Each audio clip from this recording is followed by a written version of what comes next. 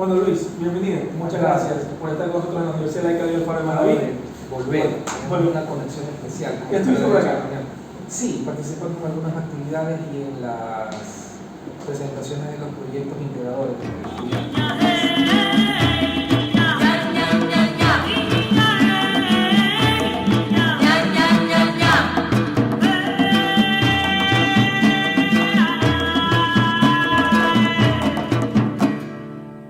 Bueno, Luis, entonces bienvenido pues, otra vez. Vamos a empezar a conversar con 8 preguntas, tú ya las conoces todas ellas, y pues bueno, ahí ir dialogando entre los dos. La primera pregunta plantea esto de que América Latina se está conmoviendo en unas nuevas olas de crimen, ¿no? Pero además, digamos, ni tan nuevas, ¿no? No son tan novedosas, pero sí suelen ser más intensas y suelen traer como que algunos casos, digamos, más llamativos o más, al menos mediáticamente, socialmente mucho más graves, ¿no? Pero todo esto se relaciona con el narcotráfico, se relaciona con el tema de secuestros, sicariatos y un montón de formas de atentado contra la vida. Parecería que es muy fácil perder la vida en América Latina, ¿no? Frente a estas redes y frente a estas olas de criminalidad. ¿A qué crees tú que se debe esto?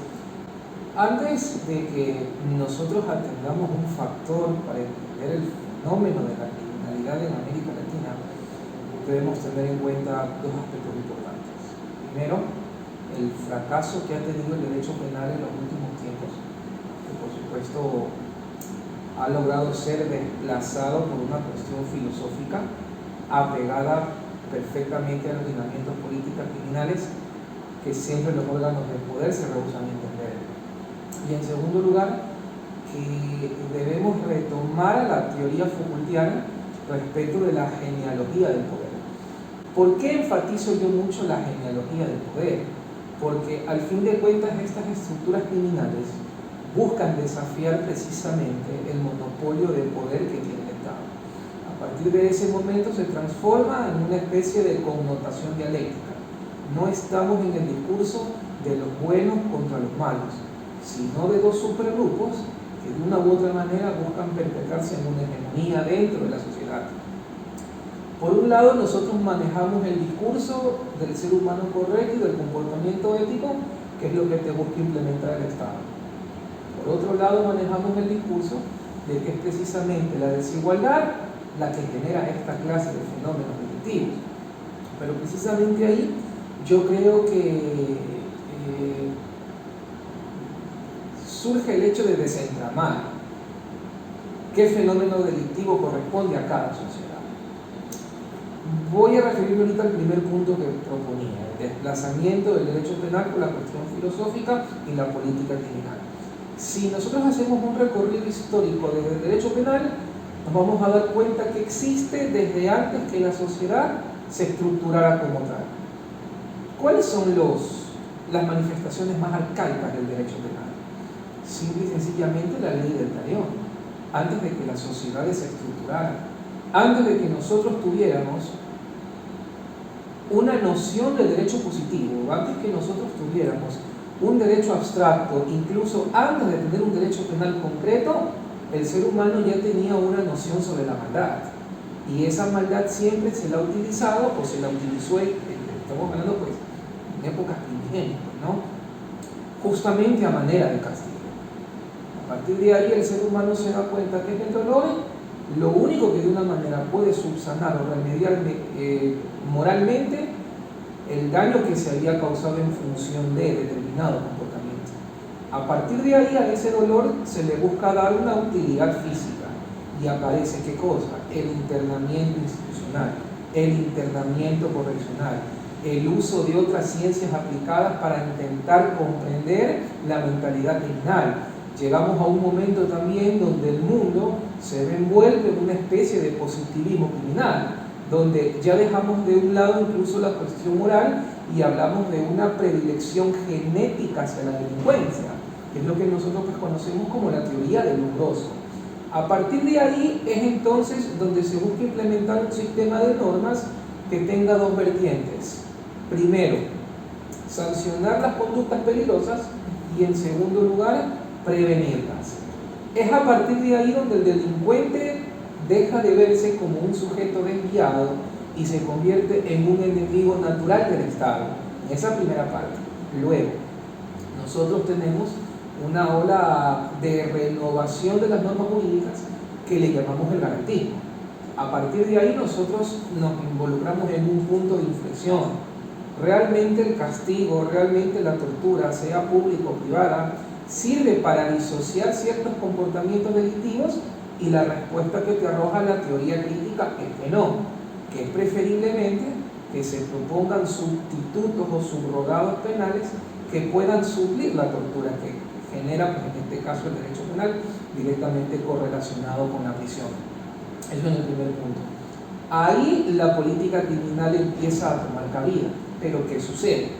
El hecho de que el ser humano vea al delincuente como un enemigo natural lo rechaza en una sociedad que de plano ni siquiera acepta comportamientos que se consideran anormales. A partir de ahí, nosotros nos encontramos en un conflicto dialéctico también.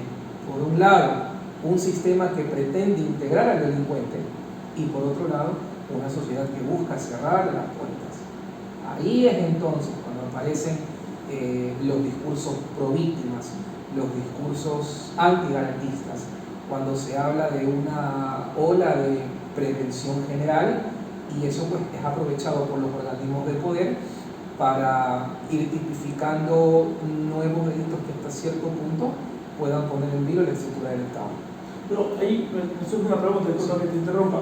¿Qué pasa entonces también cuando tenemos comunidades que han construido y se han construido ideológicamente, no para rechazar esa conducta, digamos, que desde el Estado vista como criminal, sino que desde la sociedad se legitima, se construye un relato, como tú bien lo has dicho, como la víctima de la violencia social, del abandono del Estado? Entonces la reintegración social es mucho más fácil. Frente a eso, y sería, digamos, la eliminación del rechazo social y la coerción propia de la comunidad, ¿es suficiente el castigo del encierro? ¿Es suficiente la política, digamos, de la restricción del cristal? Justamente Michel Foucault en Vigilar y Castigar hace una referencia muy clara respecto de la proporcionalidad y la justificación del castigo. El propio Foucault refiere, en otras palabras, que lo que realmente le interesa al derecho penal es la modulación de la pena para que el castigo se vuelva no como un elemento integrante del derecho, sino como una justificación a la conducta que se ha cometido. Que el delincuente sienta que tiene una desventaja sobre cualquier estructura del Estado. Una ecuación bastante simple. Cometes determinado delito, indistintamente del bien jurídico lesionado o del grado de lesividad que se pueda cometer, vas a recibir una sanción que el Estado se va a encargar de que sea completamente desmesurada en proporción a lo que tú hayas realizado. Eso es lo que primero nosotros debemos tener en cuenta. ¿Qué pasa con esas sociedades que sí buscan reintegrar al delincuente? Son bastante escasas, porque otra vez retomando la teoría Foucaultiana, justamente esa relación poder-saber nos hace creer desde los primeros círculos de control formal que los delincuentes son personas que no aceptan las oportunidades que les ha dado el Estado, sino que buscan un aparente camino fácil. Pero ahí realmente entonces viene la pregunta: ¿cómo nosotros sabemos que esos delincuentes tienen un camino fácil?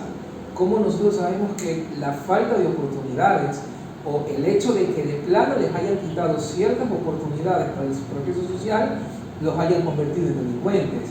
Y retomando la premisa anterior, esto no es algo nuevo, porque la asociación de la escasez de oportunidades con la pobreza y en su sentido máximo la miseria se lo ha tocado desde la antigua Grecia. Uno de los primeros en asociar la criminalidad con la falta de oportunidades fue precisamente Aristóteles, y por supuesto los órganos de poder en ese entonces lo criticaron bastante, pero eso conjuga mucho su teoría sobre la justicia y sobre la equidad. Y retomando de nuevo pues el enfoque de poder saber, creo que esto tiene mucho que ver también con la información masiva que nosotros estamos manejando. Lo mainstream tiene una ventaja, que nos permite acceder a una gran gama de información. La desventaja es que nosotros todavía no hemos aprendido a discriminar esa información. Y ese cúmulo de datos que nosotros tenemos al alcance y que nos llegan por distintos medios pueden convertirse en un rompecabezas que a partir de ahora van a formar sujetos anormales. Por ejemplo, antes se asociaba simplemente la criminalidad con la pobreza. Ahora los gustos musicales también están asociados con la criminalidad. Por ejemplo, persona que sea más adepta a la cultura urbana automáticamente es etiquetado de delincuente. En otros años era el rock, era prácticamente un sinónimo, rock delincuencia, que incluso los actores políticos lo manejaban. Ahora son las culturas urbanas relacionadas con el reggaetón, el rap, etcétera, etcétera, etcétera, que por la forma de vestirse, por la forma de hablar, por el hecho de integrar esa subcultura, ya nos está dando una idea premeditada sobre que tal persona puede tener predilección a determinado comportamiento. Bueno, estas olas de violencia que estamos viviendo, en este contexto que tú planteas, de por ejemplo un sistema penal fallido, que además se encuentra con todo el tema de la justificación social del crimen, que hace parecer incluso el Estado débil, ¿no? Tú lo planteas en la genealogía del poder, es como el Estado se replantea constantemente como el que manda y el que tiene poder en la comunidad. Y esto se ve como un poco resquebrajado. Frente a toda esta ola de violencia, el Estado ha podido posicionarse como el que tiene el control frente, por ejemplo, al narcotráfico y a toda la estructura criminal.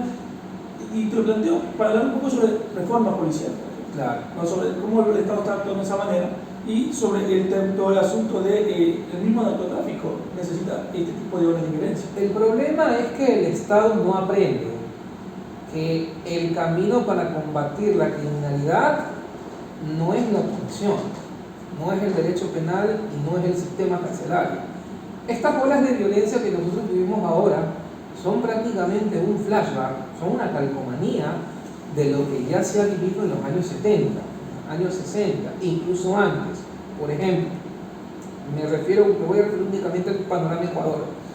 Se habla de que nosotros actualmente tenemos injerencia de cárteles internacionales, por ejemplo los cárteles mexicanos, pero los cárteles mexicanos están aquí en Ecuador desde los años 1970, incluso antes.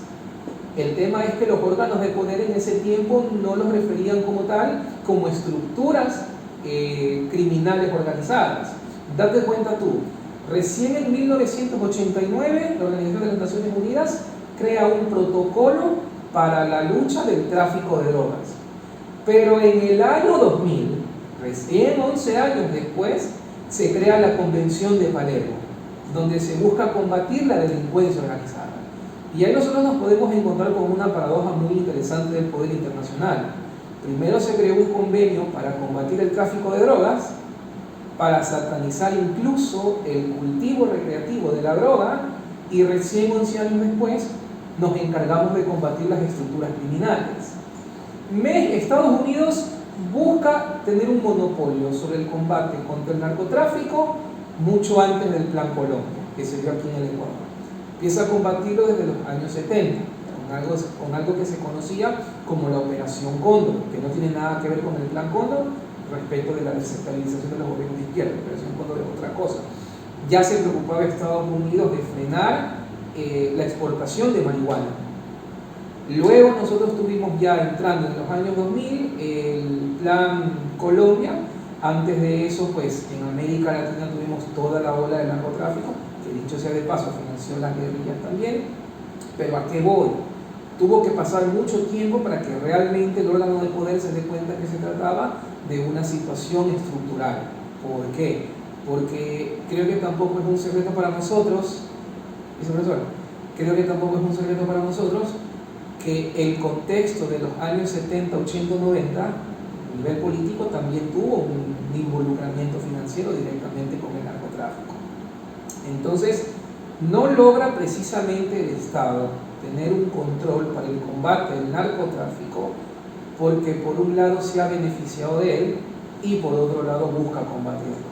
En una obra muy interesante de Michel Foucault que se llama Las redes de poder, él dice que ya llega un momento en que la delincuencia no se ve como un enemigo del gobierno, sino hasta cierto punto como un aliado, y que es el propio gobierno el que se ve beneficiado también con las olas criminales.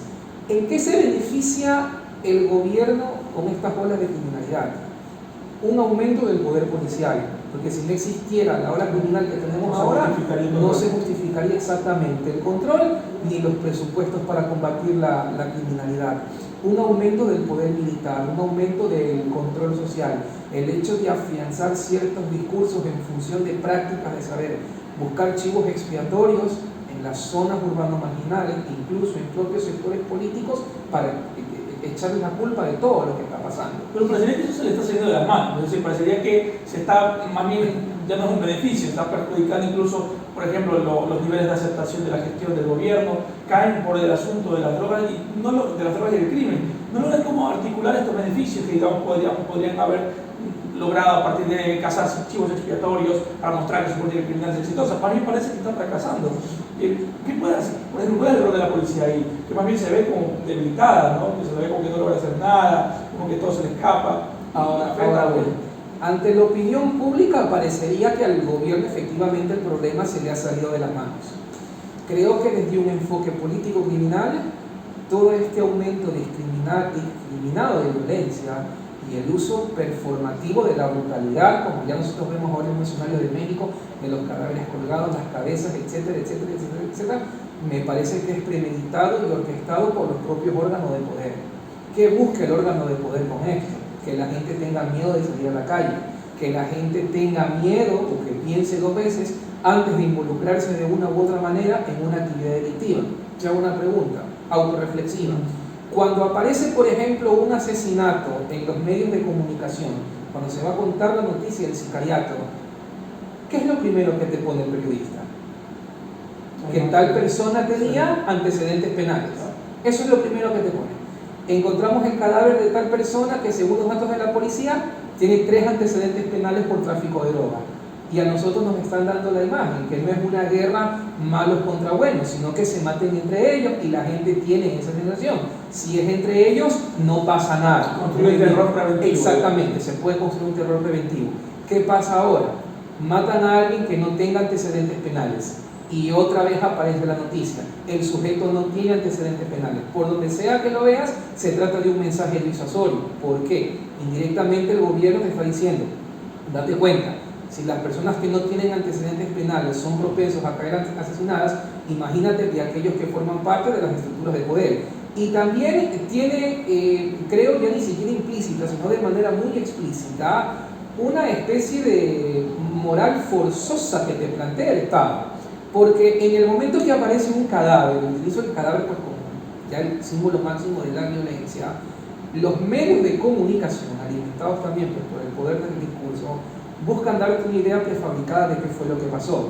Si no tiene antecedentes penales, es lío de faldas. Entonces tiene un mensaje moral, exactamente. Si es que no es lío de faldas, tiene que estar relacionado con la envidia. Pero parece que hay que tener como un medidor, un termómetro de hasta qué nivel, por ejemplo, envías el mensaje, porque si no puede ser paralizante, incluso comercialmente, económicamente, y hasta provocar desplazamiento, por ejemplo. Entonces, en ese sentido, ¿no? Te pregunto, ¿cuál sería el rol? Porque parecería que el tono se está subiendo al tal punto que la gente no está abriendo los negocios, por ejemplo en el caso de Esmeraldas, porque la gente está incluso considerando moverse de su territorio por el miedo que tiene. Es decir, no estoy en lío de faldas, no estoy en asuntos criminales, pero aún así siento que me va a pasar a mí, lo cual me obliga a moverme o incluso a encerrar. ¿Cuál crees tú que es el rol de la policía, pero específicamente el uso de las tecnologías de vigilancia? El tema 5G, los drones, las cámaras, el reconocimiento facial, porque además también, como tú has dicho, parecerían nuevas estrategias de control justificadas, ¿no? Que le van a aumentar el poder para tener mucho más datos que antes y mucho más control de los ciudadanos. Pero ¿cuál es el rol para poder, digamos, bajar eso, para poder mantener a raya, de manera que si bien haya este miedo, este terror preventivo, no sea paralizante para la economía y la gente? Claro. Tener en cuenta algo, el rol de la policía nunca ha sido prevenir el delito. El rol de la policía siempre ha sido combatirlo. El gran problema es qué tipo de estrategia nosotros le vamos a proponer a la policía o qué nivel de alcance le vamos a proponer a la policía para que pueda combatirlo. Se supone que la policía debe ser ese vínculo de control de seguridad ciudadana, entre la ciudadanía y los órganos de poder máximo. Se supone que ellos son los intermediarios. ¿Qué pasa cuando la policía es insuficiente o a propósito la vuelven insuficiente? Se convierten simplemente en ejecutores de castigo. Un ejemplo, los antiguos verdugos que nosotros teníamos en los, en los reinados de Gran Bretaña. El verdugo era alguien simplemente que cumplía una orden, tenía solamente 2 opciones: o le cortas la cabeza, o por la benevolencia del rey tienes que abrir la celda para que el tipo se vaya caminando a su casa. En el caso de la policía es exactamente igual, justamente por las enormes olas de violencia y porque ni siquiera la propia policía parece que tiene una estrategia, solamente tienen dos alternativas. O de plano hacen un uso extralimitado de la fuerza del poder público, como nosotros lo hemos visto, o por otro lado simplemente es un proceso en el cual es como dejarlo ir. Exactamente. Yo quería decir que se hacen de la vista gorda, pero creo que eso no es tan técnico como para ponerlo dentro del ensayo. Pero inobservan los escenarios que se están dando y simplemente abogan por una autoprotección. Eso como primero. Respecto de los nuevos mecanismos de control, la globalización ha permitido que la delincuencia tenga otras salidas en función de la tecnología y que asimismo los órganos de poder se alimenten de nuevas tecnologías para combatir el crimen. Hay un artículo muy interesante que me permito recomendar ahorita, que tiene mucho que ver con la pregunta que me hacen, que se llama Los confines del derecho del doctor Laporta. El doctor Laporta dice que el aumento de la criminalidad se debe a factores intrínsecamente arraigados por los discursos que maneja el planeta. La globalización, la mercantilización, la migración, el hecho del aumento del sistema bursátil y el calentamiento global. A partir de ahí se van a buscar nuevas estrategias de control que de una u otra manera puedan combatir la criminalidad. Exactamente, y nuevos crímenes construidos a partir del discurso y construidos a partir de estos fenómenos. El tema es que nosotros podemos tener nuevos sistemas de vigilancia, podemos tener datos biométricos. Hemos llegado a tal punto que incluso en Italia se creó un programa aritmético que pretende adivinar el lugar exacto donde una persona puede llegar a cometer un delito. Lo interesante del asunto es que se hizo un primer ensayo y efectivamente le atinó, con escasos segundos de diferencia. El programa dijo que determinada tienda iba a ser asaltada tal día a tal hora. Casualidades o no, ese día a esa misma hora una persona ingresó a comprar. Llegó la policía, al hacerle el chequeo corporal, le encontró con un arma y esa persona tenía antecedentes penales. Entonces, si el Estado tiene todas esas ventajas, si se supone que los órganos de poder, exactamente, si se pueden anticipar a conductas delictivas y existen nuevas técnicas de reconocimiento de escenarios, resulta paradójico pues que la criminalidad que no tiene ese alcance siga creciendo. Y creo que con esto concluyo la idea. ¿Te aceptarías si el Estado pierde la guerra contra la criminalidad si la criminalidad tiene un mayor poder tecnológico que el Estado? ¿Tú crees que no es? Pero prácticamente nosotros, al menos en el contexto del territorio ecuatoriano, tenemos una criminalidad urbana y una criminalidad rural. No es que la criminalidad está utilizando satélites, como por ejemplo lo utilizan las mafias rusas o algunas corporaciones criminales transnacionales, los propios ejércitos privados, etcétera, etcétera, etcétera. No es que nuestras bandas criminales están utilizando las mismas armas que utilizan los servicios de inteligencia. Prácticamente recurren a estrategias tan tradicionales como reclutar adolescentes, reclutar niños en los sectores urbanos marginales, llevárselos a los campos para enseñarle tiro al práctico en el tema de drogas, seguir contaminando contenedores, seguir infundiendo temor en las plazas, seguir utilizando carteles, etcétera, etcétera, etcétera. Entonces, pareciera que justamente esas técnicas criminales rudimentarias se están anticipando a la enorme implementación tecnológica que pudiera tener el Estado. O sea, parecerían en desventaja con respecto al desarrollo tecnológico, pero ahí lo voy a un poquito a enganchar con lo siguiente. Realmente es una pelea, una lucha, una guerra entre el Estado con su tecnología, su capacidad, su intención de acabar o al menos regular la criminalidad y las estructuras criminales con bajo desarrollo tecnológico, o es un Estado lleno de poros, un Estado permeable, que por ejemplo a partir de todo el tema de tecnologías nuevas que va implementando el Estado, vigilancia, podría facilitar los delitos de cuello blanco, por ejemplo, ¿no? Todo el asunto de corrupción, todo el asunto de... ¿Realmente son dos sujetos diferentes luchando? ¿O tú crees que hay una infiltración, que parte del Estado está también, como decíamos hace un rato, trabajando en alianza, y lo cual le permite, por ejemplo, acceso a esta tecnología y a esta información? O sea, Se supondría pues que en este fenómeno de la seguridad ciudadana nos encontramos frente a un panorama dialéctico sin duda alguna. El Estado que quiere combatir la delincuencia y la delincuencia que quiere desafiar el Estado, pero precisamente esa ecuación se invierte y se convierte la delincuencia en un desafío al monopolio estatal. Pero como bien tú lo indicabas, justamente esa permeabilidad en los filtros de seguridad demuestra algo que históricamente se ha discutido, que la delincuencia transnacional, que la delincuencia organizada necesita dos elementos importantes para poder subsistir. Primero, el poder político y segundo, el poder económico. ¿Qué pasa si nosotros a las mafias le cortamos de entrada el financiamiento? No van a tener la materia prima para el procesamiento de las drogas, o no van a tener los recursos para comprar la droga ya elaborada y comercializarla, que al fin de cuentas es su principal fuente de ingreso, y si le cortamos el poder político no van a tener los mecanismos necesarios para generar la impunidad. Hasta cierto punto eso es lo que a ellos les genera valentía. Justamente esas filtraciones o esas porosidades que, sigo insistiendo, el Estado las permite para propender un control sobre la propia delincuencia organizada, es que hace ver estas estructuras criminales como unos elementos inderrotables. Y no solamente aquí en el Ecuador, en todo el mundo. Pongo un ejemplo. Año 1980, los años 80, la peor época de criminalidad que pudo haber vivido Colombia. Mataron a Pablo Escobar, se terminó el cartel de Medellín. ¿Qué pasó? Nada. A los hermanos Rodríguez Orejuela los extraditaron, se terminó el cartel de Cali. ¿Qué pasó? Nada. Destruyeron lo que se conoce como la Oficina de Envigado, que era una estructura criminal que manejaba grupos de sicarios y cárteles de drogas. ¿Qué pasó? Nada. Hace poco desarticularon el cartel, lo que se conoce como el Plan del Golfo, en Colombia. ¿Qué pasó? Nada. Según la propia Organización de las Naciones Unidas, Colombia actualmente procesa y produce 200 veces más cocaína que en la época de los grandes cárteles de droga. Vamos ahora al escenario medio. 1970, reestructuran lo que eran las pequeñas clicas, porque en México no es que de la nada aparecieron carteles, eran pequeñas bandas que las dejaron crecer.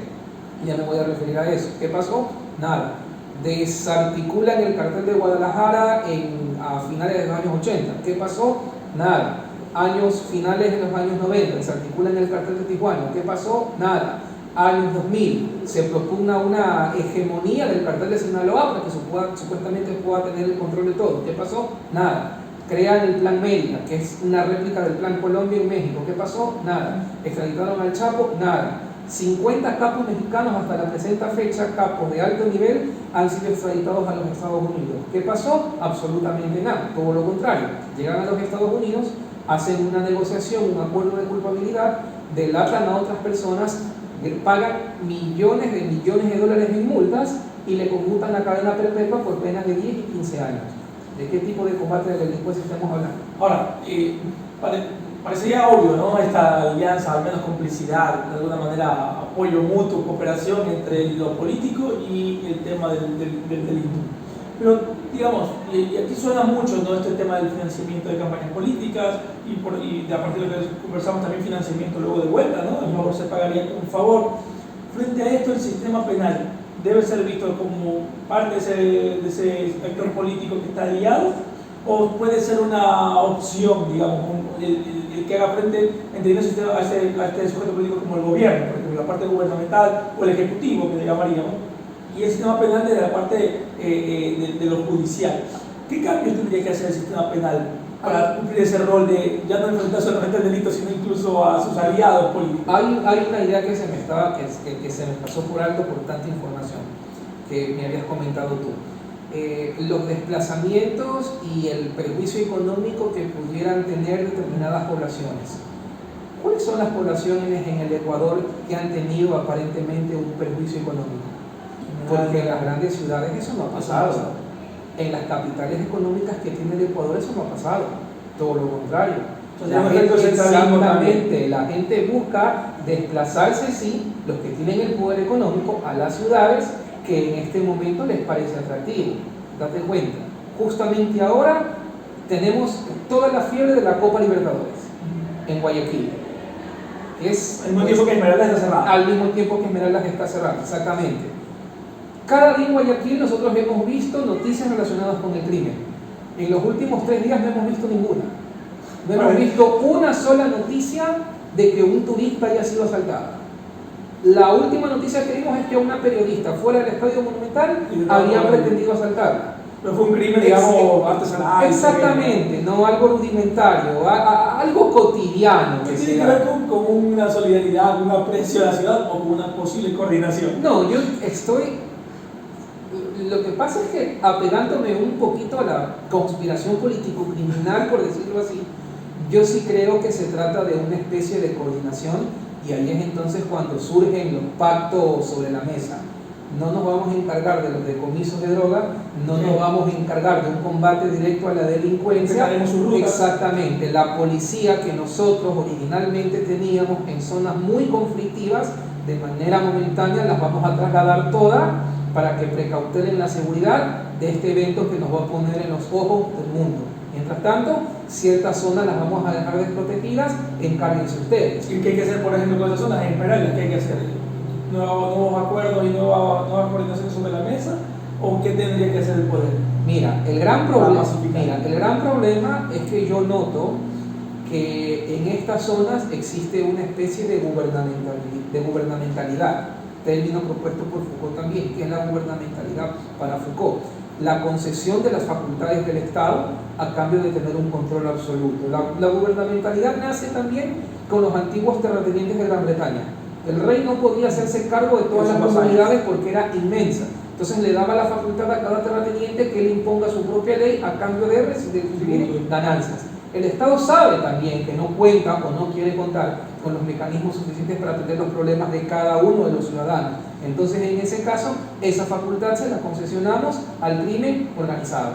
¿Sabe el Estado, por ejemplo, que no puede o no quiere hacerse cargo de la zona de Esmeraldas? ¿Cuál es la solución más fácil? Generar desplazamientos, que se vayan a otras ciudades donde sí los podemos controlar. Al fin de cuentas, para el Estado le resultaría mucho más fructífero controlar una ciudad prácticamente vacía, porque la fuerza pública sí se va a alcanzar para controlar a determinados ciudadanos, y esos ciudadanos que se trasladaron a las grandes metrópolis, ya me voy a, no sé, inventar otro tipo de mecanismos de control. Desplazamiento como política pública. Exactamente, como una especie de necropolítica, como lo decía Kilbembe, o una nueva generación de parias, como lo decía Bauman. ¿Qué pasa ahora con el derecho penal? ¿Qué cambio tiene que tener? Suficiente el derecho penal lo ha sido siempre. Lo que yo le digo a mis estudiantes, si nosotros hacemos una comparación a cómo era el Código Penal ecuatoriano antes de la entrada en vigor del Código Orgánico Integral Penal, ahora vivimos en un estado de punitivismo en extremo. La gente dice que es culpa de la ley, pero con el Código Penal anterior el robo se sancionaba con una pena de 1 a 3 años. Ahora tiene una pena de 5 a 7. No ha bajado en absoluto, se ha incrementado. Antes no teníamos tipos penales como el sicariato, era simplemente el asesinato agravado por promesa, pago o remuneración. Exactamente, el femicidio tampoco. Que para ambos casos las penas eran de 25 años, ahora las penas llegan a 27. Antes el máximo de pena que podía tener una persona, acumulada incluso, era 25 años. En delitos sexuales solamente hasta 35. Ahora en un concurso real las penas pueden llegar hasta 40. Antes una persona podía acogerse al beneficio del 2x1, que era con el 50% de la pena cumplida. Podías recuperar tu libertad con ese porcentaje. Podías acogerte a la prelibertad, que era con el 40% de la pena para todos los delitos. Y ahora alguien puede hacer un beneficio penitenciario solamente con el 60%. Eso es el derecho penal. Exactamente. Y en el sistema penal que luego tienen que, por ejemplo, poner en práctica ese derecho, ¿qué crees tú que falta o qué cambio crees que hay que hacer? Incluso a nivel internacional, por ejemplo, ¿cómo está el sistema penal entre países y este asunto? Ahora viene otro aspecto importante que creo que tiene una sinergia directa con el escenario que te plantea hace un momento. Tenemos nosotros unidades penales prácticamente divididas por parroquias, lo que significa que los jueces deberían ser suficientes. Tenemos tribunales, tenemos salas, tenemos una corte nacional, tenemos la cooperación penal internacional, tenemos el sistema fiscal y sin embargo el índice de impunidad delictiva sigue siendo lo suficientemente alto como para desconfiar del sistema de justicia. ¿Qué pasa con los hechos de corrupción que pasan desapercibidos y que se cometen dentro de la propia estructura judicial? ¿Por qué no se hace una evaluación integral de jueces? ¿Por qué no se hace una evaluación integral de fiscales? ¿Por qué no se mide la productividad de estos funcionarios judiciales en función de las decisiones político-criminal que se tomen, en lugar de evaluar su trabajo de manera cuantificada? Por ejemplo, ¿cómo le evalúan el desempeño a un fiscal? En función de cuántas personas manda a la cárcel. Eso va a generar pues la creación de nuevos culpables, aunque perfectamente pueden ser sujetos de otros subrogados penales. Pero yo siempre digo, mientras falte educación jurídica, mientras falte, ¿cómo te digo? Bueno, tiene que ver con la educación jurídica también. Mientras falte la confianza propia en el sistema de justicia y mientras no se propongan ejemplos de honestidad que deben nacer desde las máximas autoridades, me parece que el sistema judicial va a vivir en una anomia completa. Pero de alguna manera eso es algo que tiene que cambiar el sistema penal, parecería, ¿no? Tendría que cambiar todo el sistema jurídico, no simplemente el sistema penal. ¿Por qué? Claro, el derecho penal pues es lo que llama la atención porque precisamente busca frenar las olas de criminalidad, pero no es la única rama del derecho que está relacionada directamente con el delito. ¿Qué pasa, por ejemplo, cuando por la corrupción que hay en el sistema, la autoridad judicial no obliga a un padre a ser responsable con las pensiones de su hijo? ¿Qué pasa cuando las áreas sociales del Consejo de la Judicatura, por ejemplo, no busca tener contacto directo con ese adolescente que se ha convertido o que no tanto en un infractor, pero que tiene ciertas tendencias a las desadaptaciones sociales? Estamos generando una especie de delincuente también. ¿Qué pasa cuando el sistema de justicia no obliga a que el cónyuge o el excónyuge se haga responsable con la madre? O sea, que tiene que salir de ese sistema. Exactamente, y de una u otra manera hace pues que el sistema corrompido jale o atraiga, mejor dicho, a esta madre de familia a realizar prácticas poco lícitas. ¿Qué pasa cuando la propia política social no se alcanza a atender de forma interseccional muchos sectores que se ven tentados con la delincuencia organizada? Por ejemplo, la comunidad LGBTI, específicamente trans. Yo mi tesis doctoral la hice sobre la población trans privada de libertad y llego a un resumen sintético. Falta de oportunidades genera que ciertos grupos de personas se vean tentados por la delincuencia organizada, no solamente por un tema de subsistencia, sino también por un tema de supervivencia. Entonces, a mí me parece que sí debemos dejar nosotros a un lado los linderos del derecho penal para buscar una solución al problema desde otras aristas, especialmente la educación. Por más que inviertas en la creación de nuevos cupos carcelarios, por más que se invierta en mejorar la Policía Nacional, por más que se pongan los sistemas de control tecnológico que quieras, mientras no se trabaje en educación, esos chicos de 5, 6, 7 años, luego de 10, 12 años se van a convertir en las personas adultas que van a ocupar el sistema de responsabilidad penal de adultos. Pero, digamos, esto parecería entonces que es toda esta ola de criminalidad es el resultado, ¿no?, de alianzas, de instituciones porosas, que esto también pasa en otros países, ¿no? Digamos, en otros países también hay países, suele decir el primer mundo, ¿no?, europeo, Estados Unidos, también hay asuntos de criminalidad, también hay bandas organizadas, pero parecería que golpean más a los países latinoamericanos, ¿no? Supongo yo, ¿no?, que tenemos institucionales mucho más débiles, ¿no? ¿A qué se debe esto? ¿Tú crees que es un asunto, ya lo hemos dicho, que no solamente el sistema penal, pero tú crees que es un asunto cultural? ¿Tú crees que es un asunto de las instituciones puntualmente? ¿O del tema económico, por ejemplo, retomando la idea de Aristóteles que tú también planteas, de la falta de oportunidades como la causante? ¿Cuál crees tú que son estas aristas por ahí que hay que tener en consideración para comprender cómo esto nos golpea más a nosotros con nuestras instituciones? Claro, es que el poco desarrollo económico, de una u otra manera, pues a países como el nuestro los someten a una política macro de aquellas naciones que tienen un control total, no solamente económico, sino también judicial. El hecho de que países como el nuestro tengan que verse sí o sí sometido a una política económica internacional siempre va a generar una brecha o va a generar un déficit en función de repartir las oportunidades sociales. Las desigualdades nacen ¿de dónde? No solamente de la incorrecta distribución de la riqueza, sino de la poca eficiencia de los sistemas públicos, que tiene por supuesto muchísimo que ver con la corrupción.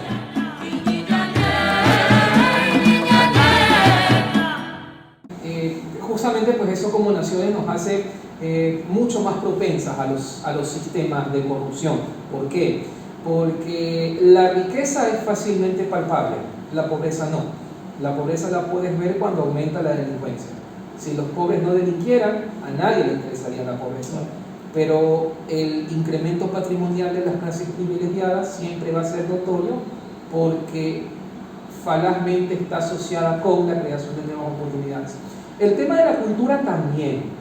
Nosotros al menos como territorio ecuatoriano, si bien es cierto tenemos culturas autóctonas y por la propia redacción constitucional somos un país pluricultural y multicultural, también tenemos una fuerte influencia de nuestros países vecinos, nuestros países hermanos. El hecho de que nosotros seamos país fronterizo con nuestro hermano país de Colombia y que las personas desplazadas por las malas decisiones que se tomaron en función de la guerra contra el narcotráfico, la guerra del paramilitarismo, etcétera, etcétera, etcétera, y que se hayan movido a nuestro territorio, pues ya causa una sinergia que en su momento también generó una desconfianza hacia el migrante.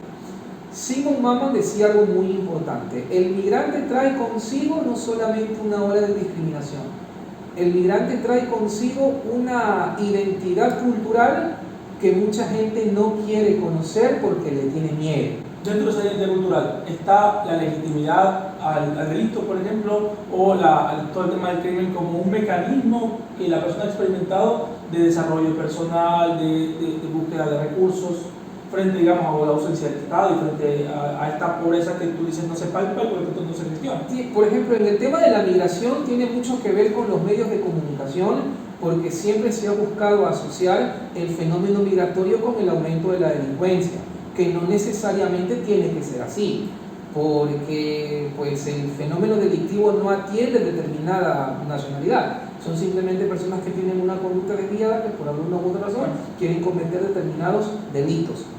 Pero sigo enfatizando un poquito el tema de la cultura. El hecho de que nosotros tengamos una comunicación globalizada, el hecho de que nosotros tengamos en la frontera un espejo, hace que determinados conocimientos se vuelvan una especie de objeto réplica. El gran problema es que cuando quien tiene o debería tener el control sobre la educación formal, quien debería tener el control para poder discriminar qué ejemplos pueden aceptarse y qué ejemplos no, falla, nosotros solemos recurrir a los malos ejemplos para imitar ciertas normas de comportamiento. Ahí es cuando nosotros entonces copiamos ciertos comportamientos criminales relacionados con el narcotráfico, el sicariato, la trata de personas, etcétera, etcétera, etcétera. Una constitución mundial plantea Ferrajoli, ¿no? Sí. ¿Tú crees que es posible, es pertinente frente al asunto del crimen? Sabes que es bastante controvertido el tema de la Constitución mundial. En primer lugar, porque más que utópico, se convertiría en algo distópico. El hecho de que nosotros tengamos una Constitución mundial sería que prácticamente nosotros nos encontremos bajo un régimen completamente centralizado. Y nosotros partimos de la idea de que cada nación tiene sus propias particularidades. La misma Constitución que nosotros vamos a promulgar un respeto, por ejemplo, en Finlandia, difícilmente la podríamos tener en países como Ecuador, Perú, Colombia, México, etcétera, etcétera, etcétera. Una Constitución mundial de facto ya hay, la Declaración de los Derechos Humanos y todos los convenios internacionales relacionados con el respeto de la dignidad humana y con el combate del crimen. Sin embargo, a pesar de que hay hegemonías de poder que buscan que se respete estos instrumentos, Por otro lado, buscan un beneficio personal. ¿Qué pasa con la Corte Penal Internacional? Que busca sancionar a los peores criminales de guerra del planeta. Estados Unidos no forma parte de la Corte Penal Internacional, Israel tampoco. ¿Entonces crees tú que deberían ser parte, digamos, ir caminando hacia esta construcción de esta constitución? Claro, lo que pasa es que si nosotros vamos a referirnos a la elaboración de una constitución mundial, se supone que cada país debería agregar, en función de su propia autonomía, algunos paradigmas que pudieran funcionar. El problema es que esa multifuncionalidad lastimosamente nunca se ha visto en el mundo, ni se la ha visto en la cultura, no se la ha visto en la religión. ¿Qué pasa, por ejemplo, Israel, Palestina? ¿Un conflicto armado? Por supuesto que sí, pero ese conflicto parte precisamente de esa multiculturalidad. Más que una constitución mundial, cito nuevamente al profesor Laporta, cuando él propone como solución a los problemas mundiales el hecho de que las principales instituciones funcionen como una especie de network, funcionen como una especie de red, de que todas las instituciones que buscan en el mundo resolver estos problemas se encuentren conectadas. ¿Por qué? Exactamente, porque una depende de la otra. El fenómeno migratorio depende de la globalización depende del calentamiento global, etcétera, etcétera. Claro, problemas comunes que por supuesto pueden ser. Para terminar, ¿debe sustituir la pericia científica criminológica a las formas predominantemente más ideológicas y políticas de la política criminal? Como pasa hoy en día, ¿no? Tú lo planteas al inicio con el tema ideológico sobre la política criminal. Claro. ¿Crees tú que es posible pasar a digamos, el hecho más exacto de la pericia científica y criminológica, o estamos bien como estamos? O sea, la pericia científica sirve para que esos indicios se vuelvan evidencia, que puedan probar determinado hecho delictivo, pero partimos simplemente de algo fáctico. Partimos de la obligatoriedad de un escenario penal que debe ser punible. Pero las pericias criminológicas jamás van a poder conseguir algo que la política criminal de una u otra manera sí ha podido hacer en el mundo. Identificar escenarios, identificar realidades, pero sobre todo identificar sociedades. Nosotros no podríamos decir que aplicando la criminología vamos a impedir que determinada persona cometa cierto delito. Una creación de perfección. Exactamente, porque existe una motivación distinta en función del comportamiento delictivo. Las perfilaciones criminales a nosotros nos sirven para entender al delincuente, pero no nos sirven para entender cómo se comporta ese delincuente en sociedad. ¿Qué pasa, por ejemplo, con los delincuentes ideológicos? Estaríamos nosotros frente a un ser humano común y corriente, un gran ciudadano con un perfil que se replica mucho en la sociedad. Sin embargo, pues la construcción de monstruos criminales ha hecho pues que la política criminal busque exactamente situaciones. Muchas gracias.